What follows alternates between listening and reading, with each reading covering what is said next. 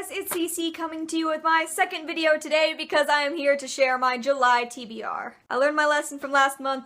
I didn't change my shirt even though I still felt the urge because I was filming 2 videos. I have to change my shirt, but I didn't. I'm not lying to you guys. I filmed these exactly back to back. Anyway, let's just jump in so I can talk about all of the great books that I want to read in the month of July. In case you didn't see my June wrap-up, I read a ridiculous amount of books last month, which made me feel very good, but also it sets like such an expectation for summer reading. 16 books is a high number to read, and I don't know if I'm gonna live up to that, but hopefully I will. Later on this month, it has been announced that the Booktubeathon is going to be happening, which is really exciting.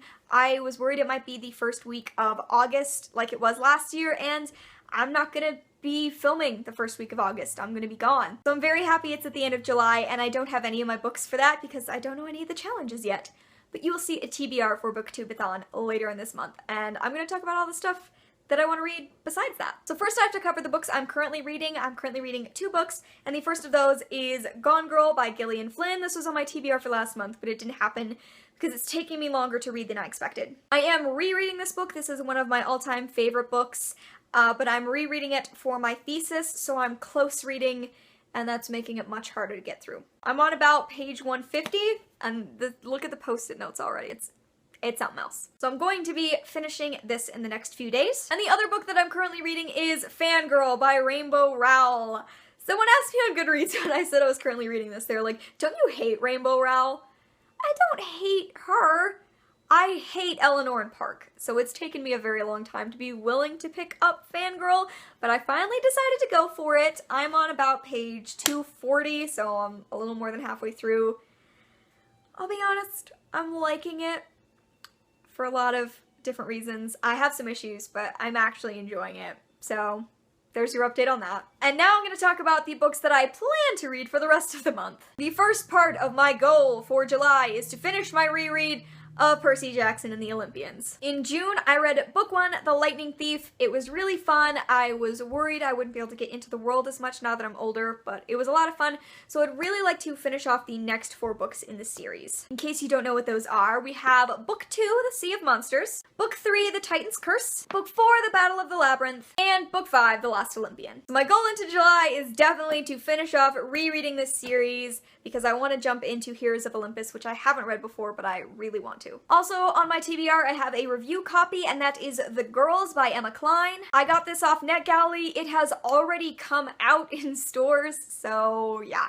Oops. But I've heard a lot of really interesting and wonderful things about The Girls. I've heard a couple of negative reviews, but Lala from Books and Lala, she really liked it, and my curiosity has been piqued for a while, so I'm definitely getting to this one sooner rather than later. The next thing that I really want to read in July is Eon by Alison Goodman. I have really enjoyed the fantasy I've been reading lately. I just realized that I haven't been reading enough fantasy, and as it turns out, I don't have a ton of fantasy on my TBR shelf, but this is one of the ones I have. This is the first part of a duology with dragon magic and a leading lady. Those are both things I like to hear, and I'm really hoping that I enjoy it, even though it's kind of big, actually, so I'm hoping I really like it. I forgot another review copy. The other review copy that I'll be reading this month is 3 Truths and a Lie by Brent, Hartinger. Simon & Schuster were nice enough to send me this book, so I'm definitely going to be reading it. It comes out in August. It is a young adult thriller, and it has a gay main character, and I'm very curious about it. And after I read this, I will definitely be posting a full review, if I ever get caught up on filming my reviews. I would also like to get to Over Easy. This is a graphic novel by Minnie Pond. I stopped by my library and just picked up a few graphic novels that looked interesting, and I think this one looks like it could be really fun. The color scheme is just this really interesting blue, like teal color. This is a fictionalized memoir, I believe, and it is an account of diners, drugs, and California in the 1970s, and I'm just very excited about it. And the final book on my TBR for July is Teeth by Hannah Moscowitz. I picked this book up last summer, and it's just been kind of sitting on my shelf. It has one of those kind of bizarre summaries where you don't really know what the book is about by reading the back of the book, but I've been curious about it, and then I kept seeing it on LGBTQIA+ rec lists, and the lead character is bisexual, which I didn't know for the full year that I've owned this book, which is infuriating.